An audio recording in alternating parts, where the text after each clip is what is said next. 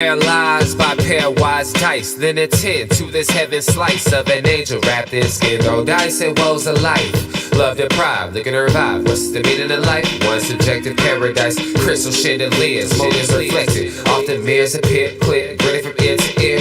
Craving and raving and grain, rekindle the flame. Closer she draws near. Stay there, remove your underwear, shove it somewhere over there. In paradise, we know our purpose. In paradise, we know what our worth is. In paradise, we manifest dreams.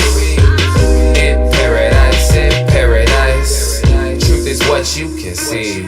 Boom, yes it is. The truth is what you can see. Hello everybody and welcome to this edition of the Unpopular Hour.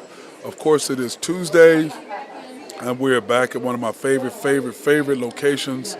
And I'm talking about Georgia's Happy Hog, located at 712 Culbertson Drive, just east of Lincoln, south of the state capitol, north of the OU Medical Center, just across from Harn Homestead. So you can't miss it. If you know where Harn Homestead is, you know where this is. So anyway, one of my favorite spots there. Closed Sundays and Mondays, open Tuesday through Saturday, Tuesdays through Fridays, 11 to 7, Tuesdays through Saturdays, 11 to 7. They do have catering and events, so you can contact them at 405-525-8111 if you're interested in coming through. I suggest that you do that. It's a fantastic place. I'm usually, having to switch up my diet on what I normally have, but on Tuesdays and Fridays, if you're a mac and cheese lover, they serve mac and cheese on Tuesdays and Fridays, and of course, they have the burnt ends, they have ribs, they have chicken, they have Polish sausage, they have the real hot links, they have just about everything that you might desire and want. They can do that and hook you up with that. It's a fantastic place. The girls are great, guys are great, everything is good. Love being here. And of course, this is sponsored by YNB, family owned and operated since 1912. They are the bank that makes things happen. They're an equal housing lender and a member of the FDIC. And they are a proud sponsor for us to go out and support women, minority, and black-owned businesses in the Oklahoma City area. So we appreciate their support. You can go online and pre-qualify online at www.ynbok.com. So I appreciate those guys and their sponsorship and taking care of us so that we can go out here and support minority businesses.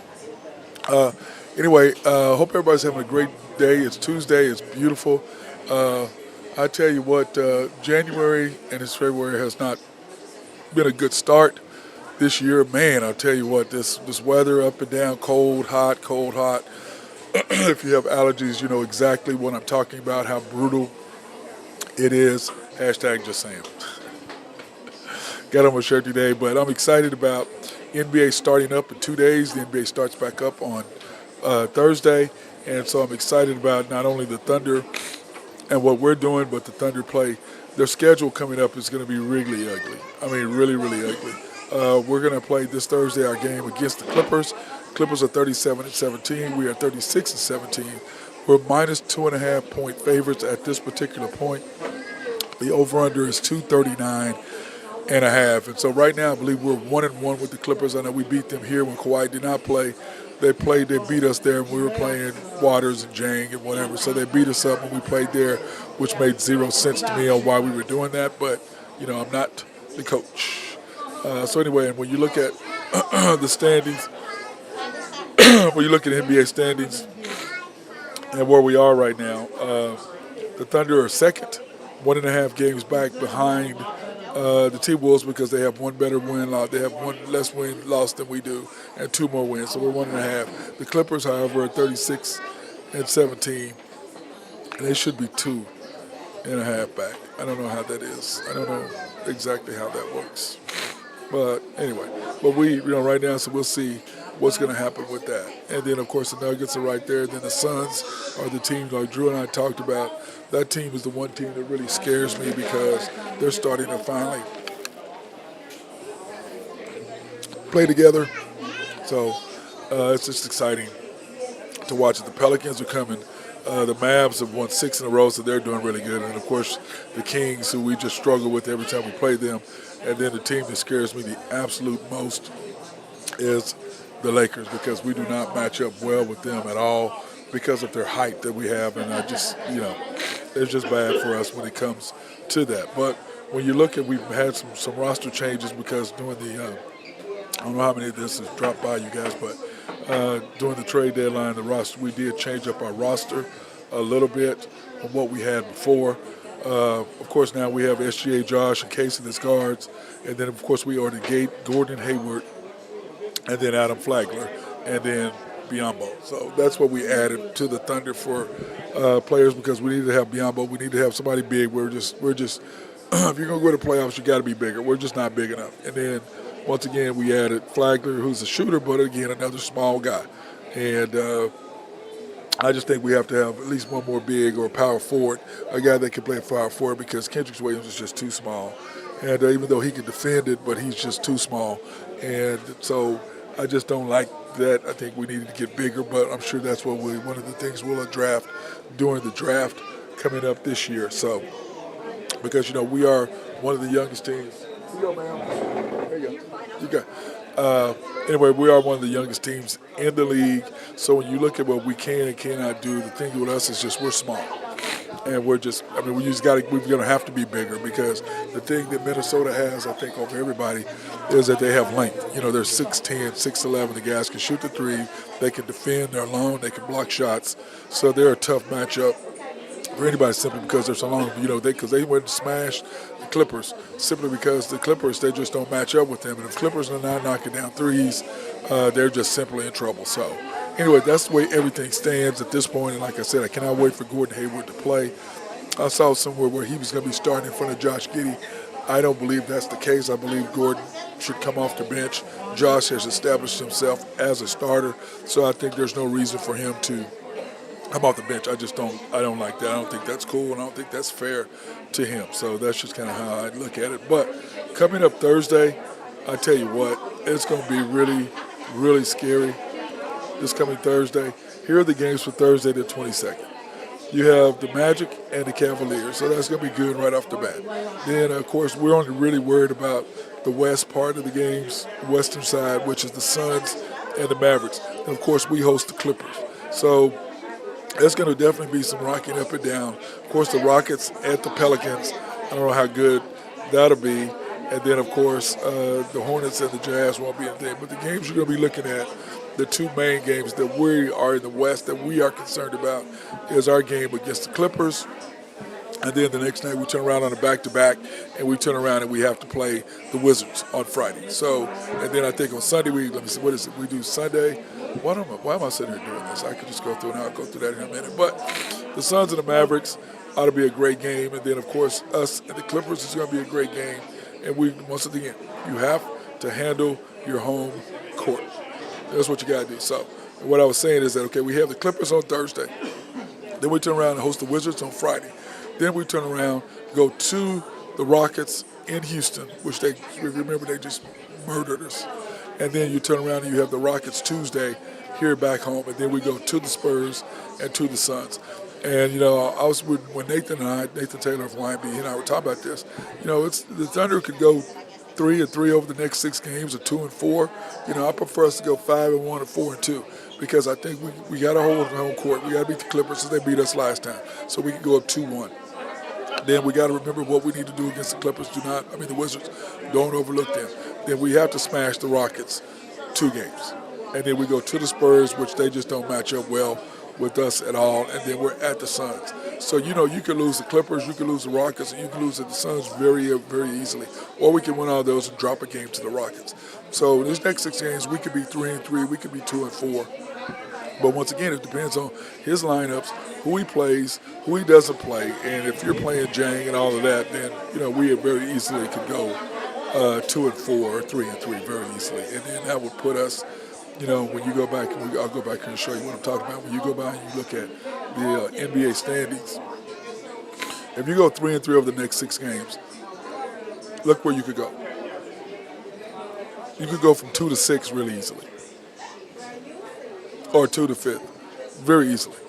I mean, because those other teams are winning. So I mean, you could drop out of the top four really, really easily if you don't take it. That's why I said we need to go 4-2, not 5-1. I'd love to be 6-0, but I don't believe with his lineups and the way that he does things, that's a possibility. I think the best we could possibly do is 5-1, 4-2, because his lineups and what he does. And the one thing that Nathan and I were arguing about, or Nathan was, I don't say we weren't arguing, but he was making a case for. He was because you remember, right now we're at game 47-54. So there are 28 games left. So he was saying that we were going to that we're at the end of the season we're gonna play less players so we can get ready for playoffs. I don't believe that. I think the Thunder, as in the Athletic had once said in the article about them, that the Thunder are the Chet and SGA ready to win. The Thunder, period. After that, aren't. And I just don't believe this organization has the. I think that since the two guys that really got the Thunder here and their propensity to win and want to win above all else, I think that mentality's done. I think the mentality of the Thunder now are to put a good product out there, put some good players out there, make sure everybody likes each other, and stay young and stay relevant and stay you're in the playoffs. I don't think the Thunder's plan is to do what we did at the beginning, where we won the Pacific West or the West Pacific Division almost every year. I don't think that's their. I think like Nathan and I had discussed one time, since Sam Presti got rid of all those picks, and we basically had no picks, and then we got rid of Paul George and got some more picks, and got Russell got the picks. Since then, he's just like never going to get in that spot again, and I'm okay with that. But you have a young team now. It starts with SGA, not J-Dub. And for whatever reason, the Thunder are all about J-Dub, Jalen Williams, and it's just I don't understand it. And the person that told me that told me, dude, if that's what they're thinking, they can't evaluate talent. I said, this kid's a good kid, and he has some ability. But at the end of games, when you have to go get a bucket, and they know what you can and cannot do, his ball handling skills are not there. He is a great 2A or 2B. Chet is your other 2A or 2B. Kaysen is quickly becoming possibly your C, and Josh right now is the 3A or whatever you want to call it, 2C, whatever, 3A, whatever. And I think Kaysen is quietly becoming your 3B. So, or 3C, however you want to look at it, however you want to put him and Josh. That's what I think is going on with the Thunder. So to me, it's really a simple thing. It really, truly is. You got to, because I know with the Gordon Hayward deal, everybody goes, why do we do that? We needed shooters. Gordon Hayward's a very good player, but we needed a salary dump more than anything, because I think that puts us at 94, 95 million next year, which means then you can go out and you can get, you can pay J-Dub and Chet, which is what I think the Thunder are willing to do and wanting to do. So, speaking of that, why don't you guys go ahead, because we are on YouTube right now, so if you want to ask questions or anything like that, you can leave me a message on YouTube, because I can see it here. The Unpopular Hour. If you want to leave that on YouTube, you can do that at the Unpopular Hour, and go ahead and use your YouTube, and I can get you here. It's the Unpopular Hour with Matt Clark. Okay, search the Unpopular Hour with Matt Clark. Like, subscribe, hit notification button. But if you go ahead and you ask me a question, I can see it right here on the screen if you want to do that. And then, of course, after the storm, which is the OKC Thunder postgame show, which we'll do Thursday night. And then Friday, if there's a big lead, I don't really do the show after games that are big games, and I probably should. But for me, it's just kind of like, it's a blowout. I'll do a 10-minute show. There's nothing to really talk about. I can't give you insights because there's no insight really to be had. So after the storm, OKC Thunder postgame analysis. So after the storm, search OKC Thunder. It will pop up. And so I appreciate it if you like, subscribe, and hit notifications. But back to what I was saying is that if you do that, you can ask me questions, and I can kind of see what's happening with your questions, or if you believe what I'm saying, or if you have some questions or something you want to say. And we don't really get that many questions on the Unpopular Hour, but after the storm, we tend to get at least 1 to 2 questions every time. So I appreciate everyone for chiming in when we do that. So that makes me feel pretty good to do that. But anyway, going back to the Thunder, this is a serious grind that we have coming up. And remember, we do 10 games at a time, okay? And right now, when you look at the Thunder schedule, what's coming up with the Thunder next, let me pop that back up on the screen for you so you'll follow what I'm talking about. If I can find it. Okay, here you go. Okay, because we do it in 10 games. So right now, we're 2-2 in this run. We finally got beat by the Jazz. The Mavs just absolutely murdered us.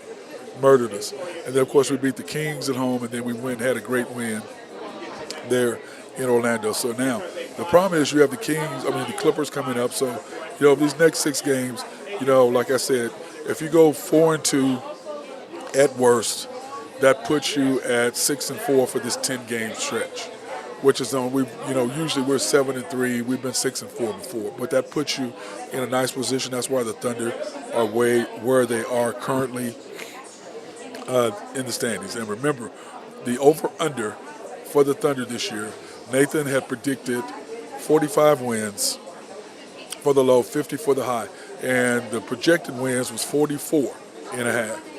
And I predicted 47 wins for the low, 52 for the high. Now, originally, I thought it would be 54 to 56, but I don't trust the coach. So that's 47 is where I predicted us to be. And when you look at our schedule thus far, where the Thunder are at currently and where that could be, when you look at the NBA standings, we're at 37 wins right now. So 54 is, what is that, 27 wins, 27, is that right? No, 17. So we got to win 17, go 17-11 over our next, but at the high was 52. So we've got to go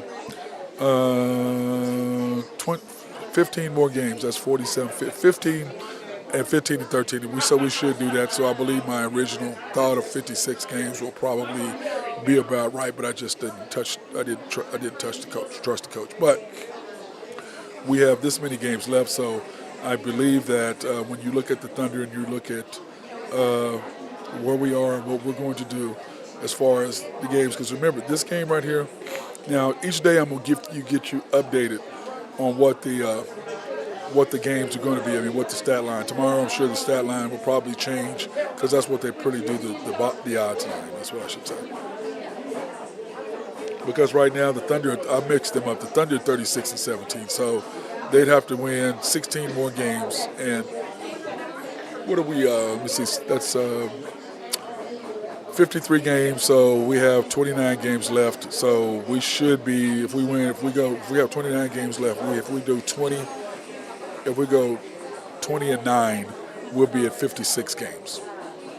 So I should have stuck with it, but I just don't believe it. I don't believe in the coach. I just don't.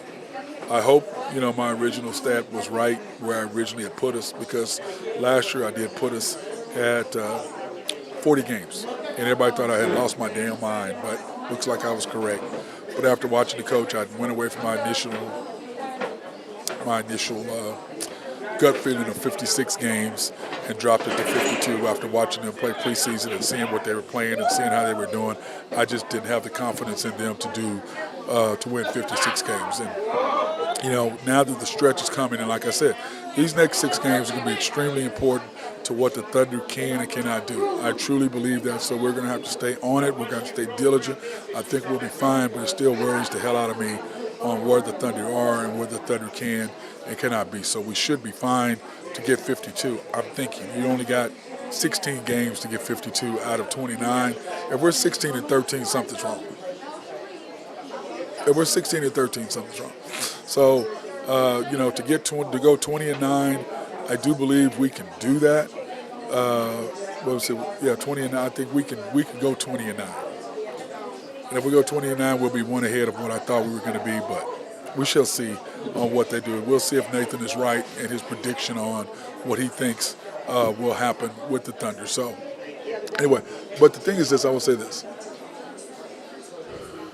Drew and I talked about the All-Star game yesterday. I don't know how many of you saw that 211 to 186. That's just, you saw how disappointed the commissioner was, but these guys just don't care.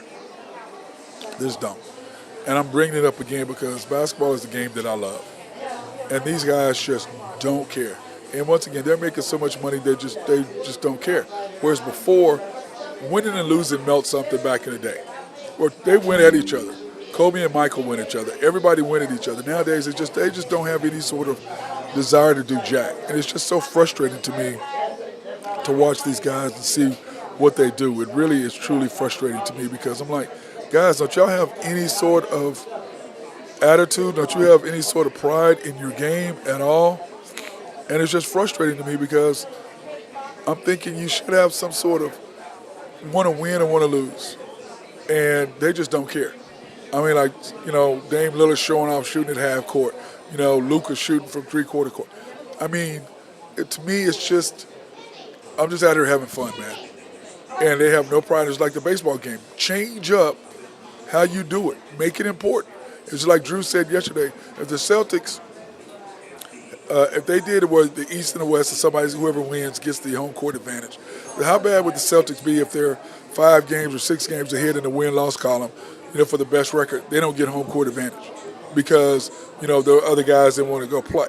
Well, I believe that it would be different because just like in baseball, it's different. You want to, if you got teams in there, you're playing for your side to have the home court advantage. You don't know who's going to get hurt. You don't know what possibility is going to happen. You got to play to win.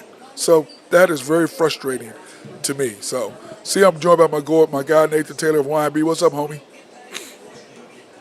Hey, man. How are you? Nothing, I'm doing good, man. I was a little sick yesterday, but, the change of weather going from hot to cold is just brutal. I mean, I was freezing my butt off Saturday night. Then Sunday it's 50, Sunday was 50 degrees, 60 degrees, whatever. And yesterday my sinuses were just exploding. So, how about yourself? Oh, man, just busy. Got to make the Commander some money. So. Yes, you do. Well, he's back now. Is he back today or tomorrow? Hey, I can't hear you very well, man. Are you? I'm at George's. I'm at George's Happy Hog. And it's a little loud in here today.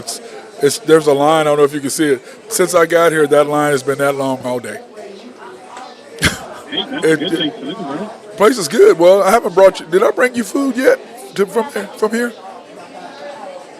Have I brought you anything before? Nathan. What? I said, have I brought you any food from here yet? No, yes.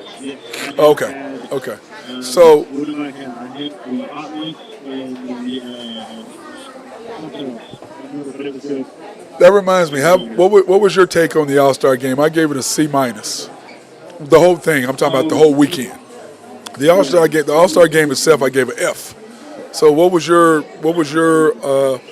best moments that you thought were the best moments of the weekend, and what didn't you like, and what was your grade? Oh, I like the Rising Stars deal just because I feel like there's some connection there. If there wasn't, probably wouldn't have paid attention at all, to be honest with you. Yeah, because Drew said he'd rather saw Chet and Wemby go each other in the finals. That's what he would have wanted to see. Yeah, no, I would have loved that. Yep. I was surprised they didn't do that. Well, I mean, I know why, but I think they thought that Wemby would get to the finals, no problem. But, I like the Sabrina Steph thing. Yeah, that was great. Now, that was my favorite, and, yes. And I didn't like, how did you feel about Kenny, the Jet, when he said that he wanted her, that it was unfair because she couldn't shoot from her line? And I'm like, shoot or shoot. Yeah, no, dude, shoot or shoot. You're going to get smoked, dude. I'm sorry. Huh? Yeah, he's going to get smoked, man. Who would have got smoked? He's going to get smoked. Steph would have got smoked? I didn't understand what you said. What did you say? What did you say? Well, there was something out there about Kenny doing one, and I'm like, I don't know about that. No, he was saying that he said that Sabrina should have shot from her own line, not from the NBA three-point line, and that was a disadvantage. And I'm like, no, dude, she went 9 of 10 in the first 10 That's shots. what I'm saying. Hey, shoot or shoot. Yeah, no. You're talking about what, 2 inches? What, an inch, 2 inches? That ain't gonna matter. I promise you, she can shoot from people. It's actually pretty substantial, but she can still shoot from out there. It don't matter. Well, it may be okay. My thing is this: she tied the NBA what Damian Lillard had to win it. Okay, he got 26 to win it. Yeah. That's what she scored. Yeah, she went up against the best shooter in NBA history, and she almost won. Yeah, almost won. He had his line. So, well, they said that. I mean, I don't have. Go ahead. I'm sorry. I was going to say I don't think. I mean, she's awesome, dude. I I don't know. Like I don't. Drew said Drew thinks the top four. He thinks the top four males should go against the top four females. That's what he thinks. Probably. What I'm saying is I like the 3-point shooting contest as it is. But what I told Drew now, what I would like is maybe the top four finishers in the last four don't go against the top four females. Now that I wouldn't mind, or the top two against two. But I think you can't do it at the same time because that's unfair for them to shoot, the men to shoot that many times and then turn around after being tired, try to shoot to a bunch of women who haven't played. How would you feel about a Diana Taurasi, Ray Allen 3-point contest? No, they're old. I don't want to see that. You don't like that? No, I don't want to see. They're old. I don't want to see that because neither one of them are in shape. They'd have to shoot, get ready. I don't want to see that. No, nope. I want to see today's players who are in shape, ready to go. And even though Sabrina's season was over with. You're cutting out kind of bad, man. I said even though. Oh. Yeah, what I've got to do is I'm trying to find a deal. I need a connection because I'm using my phone because I use their Wi-Fi. It cuts out. You know what I'm saying? Because it's hooked to their computer, to their register. So I'm trying to find a Wi-Fi thing that I can hook, just a straight Wi-Fi that I can hook the computer up to when I'm on site. I'm trying to rectify that problem because at the barbershop it's fine. Here is not so good. At Y&B, remember it messes up there too. So I'm trying to find a correct solution for that where I just get a deal that's just strictly that I use for travel that I can hook it up to. So that's my plan for that. All-Star game. What was your ranking? A, B, C, D, F. What was your ranking on that? Grade. Dude, I thought that was one of the weakest All-Star games I've ever seen. It was embarrassing, dude. It was embarrassing. For one, why in the world? Why is Karl Anthony Towns taking 14 threes or whatever it is? I mean, he was hitting four. He hit four. Young man. How you doing, big man? Where you been hiding at? And, last time I saw you over there at James. Oh, yeah. I'm sorry. Go ahead. Go ahead, Nathan. Sorry. But it was horrible, man.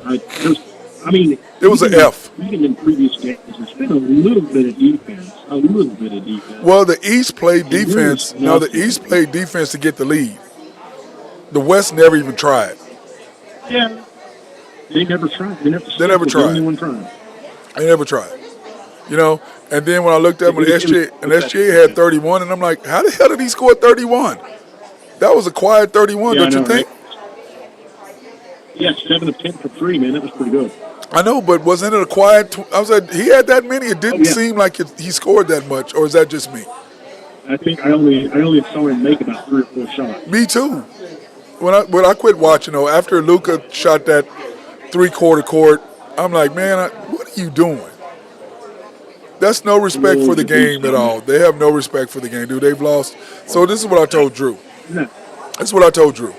They need to have it to where baseball, because baseball All-Star game was kind of like that. So they made it relevant. Like whoever wins gets to host the home court advantage in the playoffs. You know what I'm saying?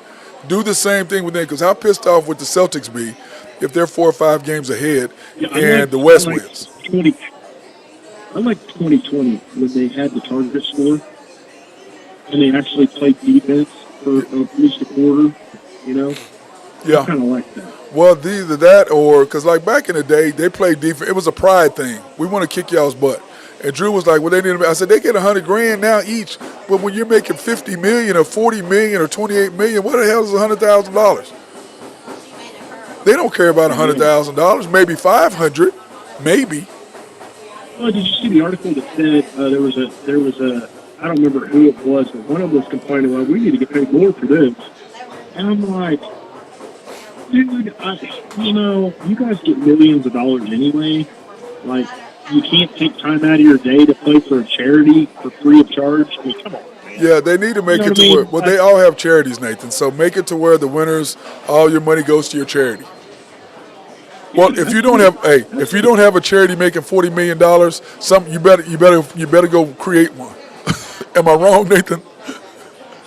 Oh yeah, I can absolutely because you're paying way too much in taxes. I can promise you. Yes, yes. You got to go get your a foundation or something. But I agree with you right there. But to me, I say you do that, or every other year you make it the international versus United States, and then you because No, I like that. like we talked about, you'd have SGA, Luka, Giannis, Wemby, and Joker against Steph, Ant-Man, KD, LeBron, and Embiid.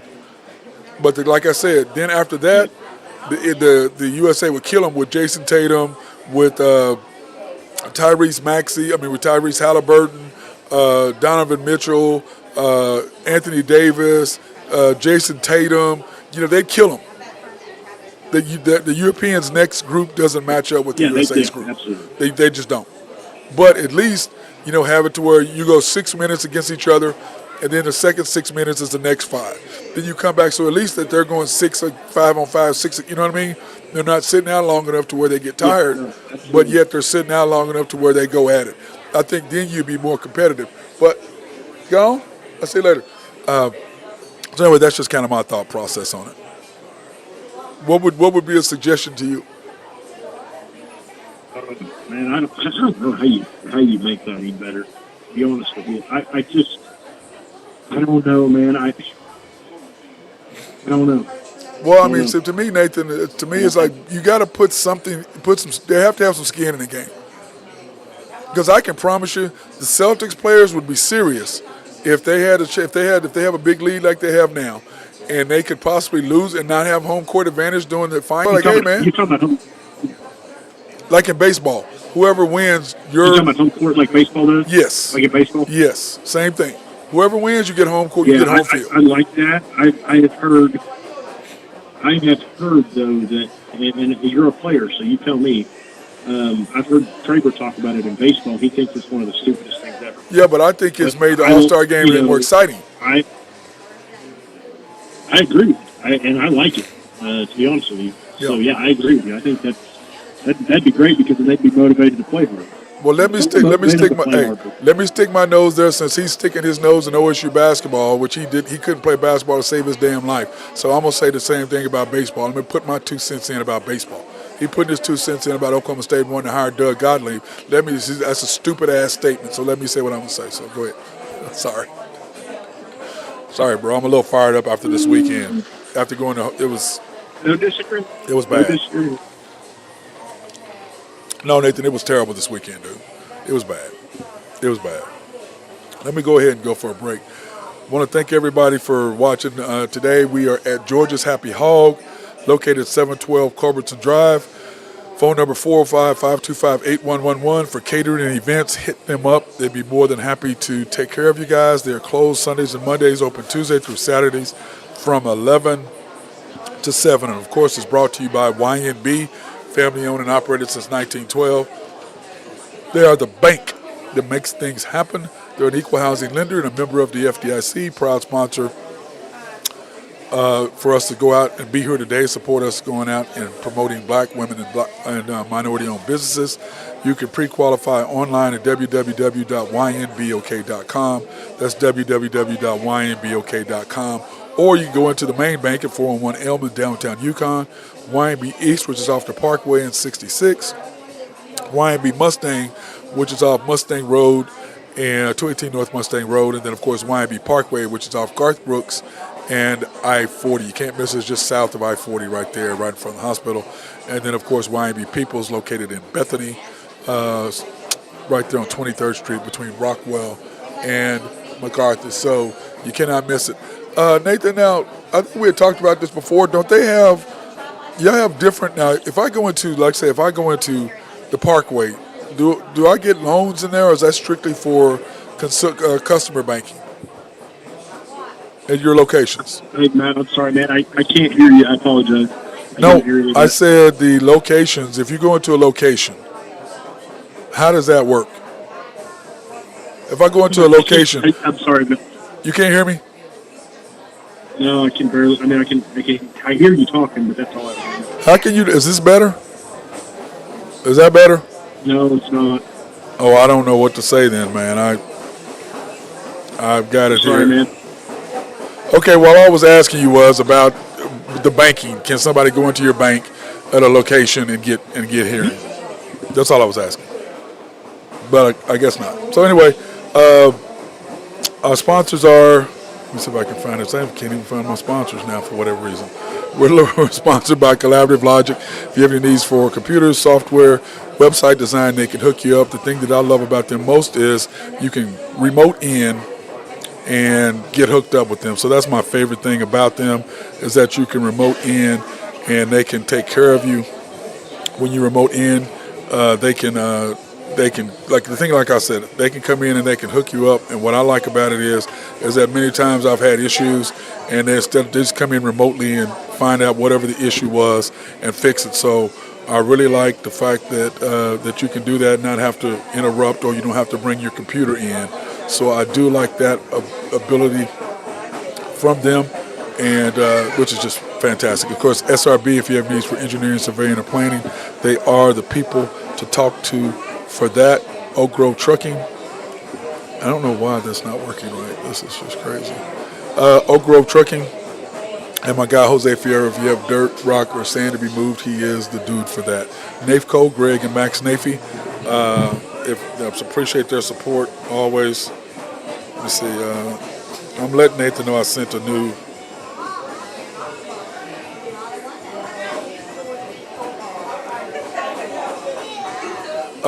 But anyway, I appreciate their support of the Matt Clark Academy and this. And then, of course, our newest sponsor, Shelter Insurance, located at 4609 Southeast 29th Street in Dale City, America.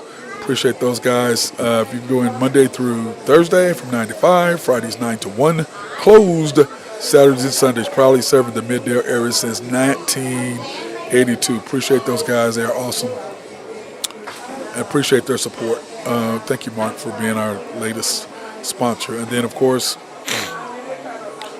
Mark is cool. He gives me a hard time, but he's a good dude, even though he's naggy.